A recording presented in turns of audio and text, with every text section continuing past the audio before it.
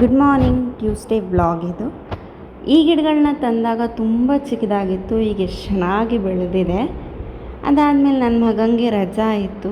ರಜಾ ಆದಮೇಲೆ ನಮ್ಮ ಮನೇಲಿ ಇವನೊಬ್ಬ ಸದಸ್ಯ ಸುಮ್ಮನೆ ಕೂತಿರ್ತಾನೆ.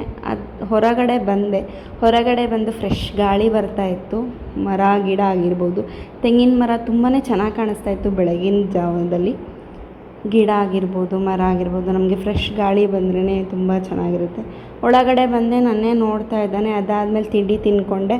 ನಮ್ಮ ಮನೆಯವ್ರು ಬೇರೆ ಗಾಡಿನ ಸರ್ವಿಸಿಗೆ ಕೊಟ್ಟಿದ್ದರು, ಬಿಟ್ಬಿಟ್ಟು ಬರೋಣ ಅಂತ ಹೋಗ್ತಾ ತುಂಬ ಚೆನ್ನಾಗಿ ಗಾಳಿ ಬರ್ತಾಯಿತ್ತು ಈ ಶೆಕೆಯಲ್ಲಂತೂ. ಸ್ವಲ್ಪ ದೂರ ಹೋದ್ಮೇಲೆ ದೇವಸ್ಥಾನಕ್ಕೆ ದೂರದಿಂದನೇ ಕೈ ಮುಗಿದು ಸಿದ್ದರಾಮಯ್ಯ ಮನೆಯವ್ರು ಕಟ್ತಾಯಿದ್ದಾರೆ ಇಲ್ಲಿ. ಸ್ವಲ್ಪ ಮುಂದೆ ಹೋಗಷ್ಟೇ ಇಲ್ಲಿ ನನಗೆ ಅಂಬಾಸಿಡರ್ ಕಾರ್ ಸಿಕ್ತು. ನಮ್ಮ ಮೈಸೂರಲ್ಲಂತೂ ಅದಂತೂ ಜಾಸ್ತಿ ಇರುತ್ತೆ, ತುಂಬ ಚೆನ್ನಾಗಿರುತ್ತೆ, ಓಲ್ಡ್ ಈಸ್ ಗೋಲ್ಡ್ ಅಂತ. ಅದಾದಮೇಲೆ ನನ್ನ ಮಗ ಪಾರ್ಕಲ್ಲಿ ಆಟಾಡ್ತೀನಿ ಅಂದ್ಬಿಟ್ಟು ಕರ್ಕೊಂಡೋದೆ. ಪಾರ್ಕೆಲ್ಲ ಮುಗಿಸ್ಕೊಂಡು ಅಲ್ಲಿ ಬೇಕ್ರಿ ಸಿಕ್ತು ಅಂತ ಅಂದ್ಬಿಟ್ಟು ಅವ್ನಿಗೇನಾದ್ರು ತೆಕ್ಕೊಡೋಣ ಅಂತ ಬಂದೆ. ನೋಡ್ತಾ ಇದ್ದೆ ಏನು ತೆಕ್ಕೊಡ್ಲಿ ಅಂತ. ಐಸ್ ಕ್ರೀಮ್ ಬೇಡ ಜಾಸ್ತಿ ಅಂತ ಅಂದ್ಬಿಟ್ಟು ಅಲ್ಲೇ ಪಕ್ಕದಲ್ಲೇ ಹಣ್ಣುಗಳಿತ್ತು, ಹಣ್ಣು ತೊಗೊಳ್ಳೋಣ ಅಂದ್ಬಿಟ್ಟು, ಹಣ್ಣೆಲ್ಲ ಖಾಲಿಯಾಗಿತ್ತು ಅಂದ್ಬಿಟ್ಟು ಹಣ್ಣುಗಳು ತೊಗೊಂಡು ನನಗೇನು ಬೇಕು ಅಂತ ಹಣ್ಣುಗಳು ತೆಗೆದುಕೊಂಡೆ. ಸುಸ್ತಾಗ್ತಾಯಿತ್ತು ಅಂದ್ಬಿಟ್ಟು ಒಂದು ಎಳ್ನೀರು ಕುಡ್ಕೊಂಡೆ. ಈ ಬೇಸಿಗೆಗಳಲ್ಲಿ ಎಳ್ನೀರು ಕುಡಿದ್ರೆ ತುಂಬ ಒಳ್ಳೆಯದು. ಬೇಸಿಗೆ ಅಂತಲ್ಲ, ಎವ್ರಿ ಟೈಮ್ ಎಳ್ನೀರು ಕುಡಿಯೋದ್ರಿಂದ ಒಳ್ಳೆಯದು ದೇಹಕ್ಕೆ.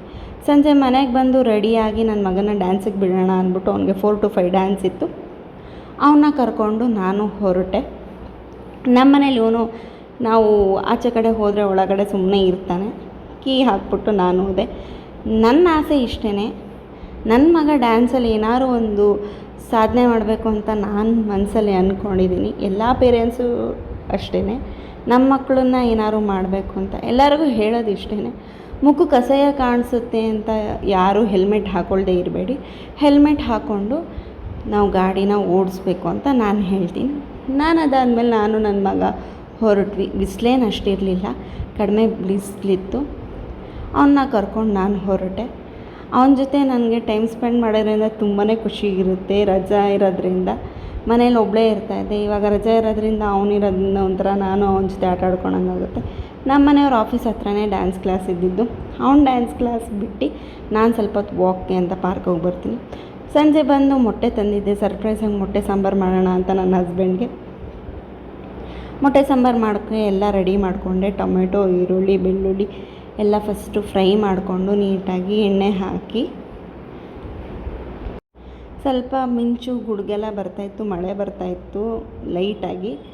ಅದರಿಂದ ಅವ್ರಿಗೆ ಏನಾದ್ರು ಒಂದು ಸ್ಪೆಷಲಾಗಿ ಮಾಡೋಣ ಅಂದ್ಬಿಟ್ಟು ಮೊಟ್ಟೆ ಸಾಂಬಾರು ಮಾಡೋಣ ಅಂತ ಎಲ್ಲ ರೆಡಿ ಮಾಡಿಕೊಂಡು ಫ್ರೈ ಮಾಡಿಕೊಂಡೆ. ಈರುಳ್ಳಿ, ಬೆಳ್ಳುಳ್ಳಿ, ಶುಂಠಿ ಎಲ್ಲ ಹಾಕ್ಬಿಟ್ಟು.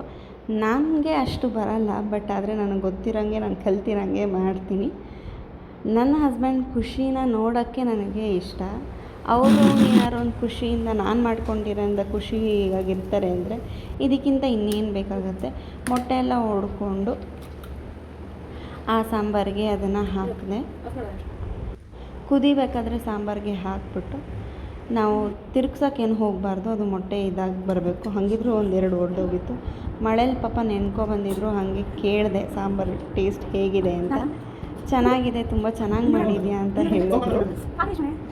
ನನ್ನ ಮಗನಿಗೂ ತೋರಿಸ್ತಾಯಿದ್ರು ಚೆನ್ನಾಗಿದೆ ಅಂತ. ತುಂಬ ಸಿಕ್ಕಾಪಟ್ಟೆ ಮಳೆ ಬರ್ತಾಯಿತ್ತು.